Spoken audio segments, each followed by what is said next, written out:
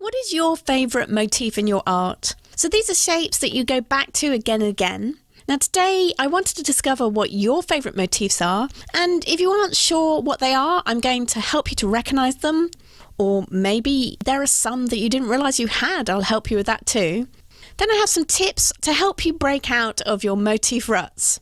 So don't forget to let me know what your favourite motifs are in the comments below, and check out what everyone else's favourite motifs are too. You never know, you might find your next shape obsession in the comments. So let's start the discussion and talk motifs. Now as we do this, I've got project number 2 in my recent gouache paint colour combination series for you.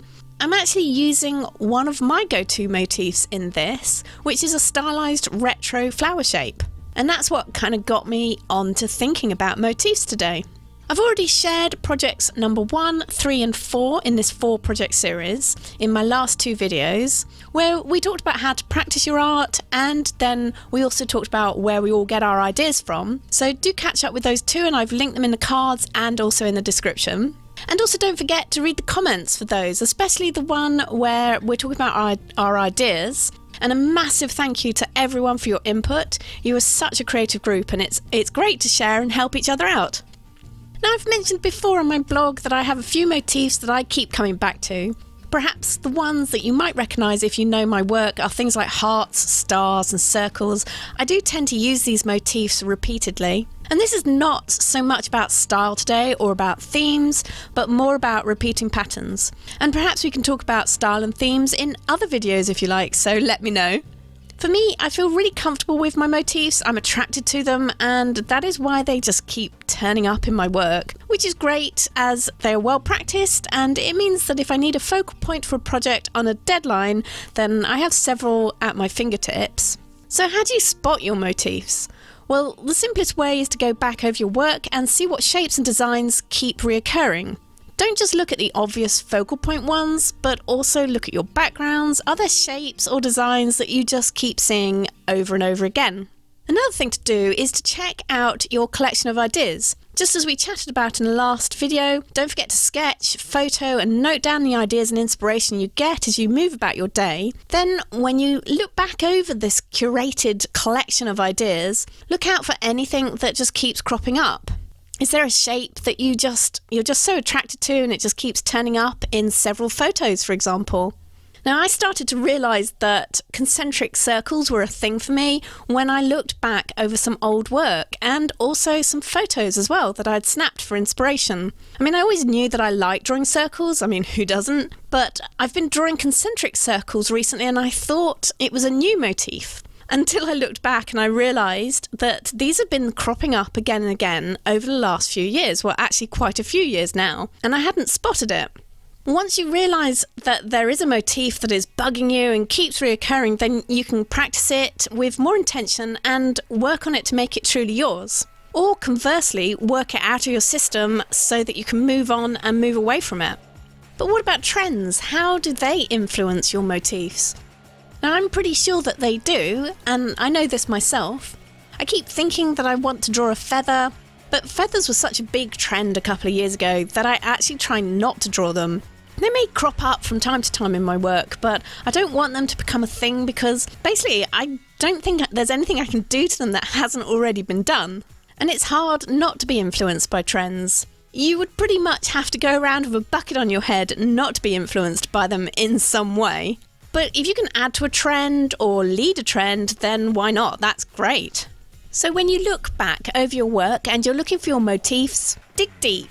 Try and answer if that motif is really you, or perhaps it's a trend. Is it something that you can't escape, or something that's here today, gone tomorrow? I mean, there's nothing wrong with either of these. It's just good to know which one they are. It's more powerful to you if you can discern between the two forms of motifs.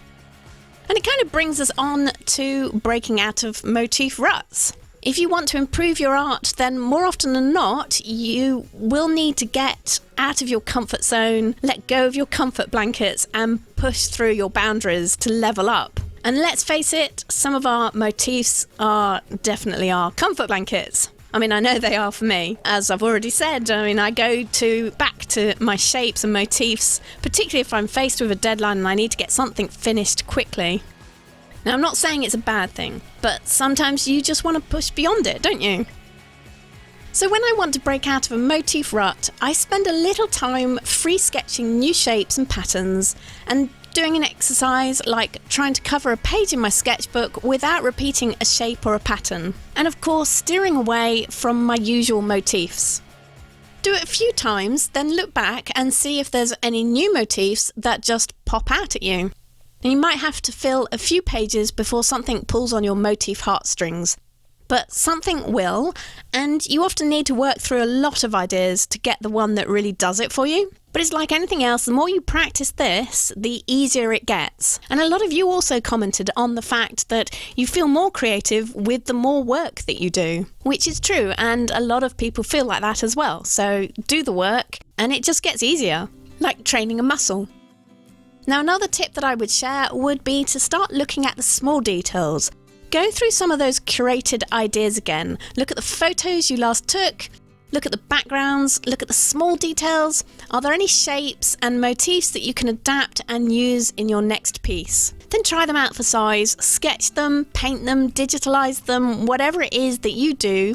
And again, fill a few pages with all of your motif ideas. Doodle them when you're watching TV or YouTube. Keep practicing regularly, and you'll be surprised how quickly you can build up a repertoire of motifs to use in your art. I hope you found this useful. Now do share your favourite motifs and feel free to add your motif tips too. I would love to hear them and I'm really looking forward to reading them. And of course, if this video has been useful and you've enjoyed it, then please do like it and share it. That would be amazing, thank you. And you know that I would love to see you here again, so if you're not already one of my subscribers, then please do subscribe. Now that I have this misfit series of projects using the same colour combination kind of out of my system, well, at least for now anyway, I have something a bit different planned for you on Wednesday, so don't forget to come back to see what it is. And in the meantime, if you want to catch up with any of my other videos, here's some suggestions. So have a creative next few days, and thank you so much for watching and commenting. I'll catch up again with you soon. Bye!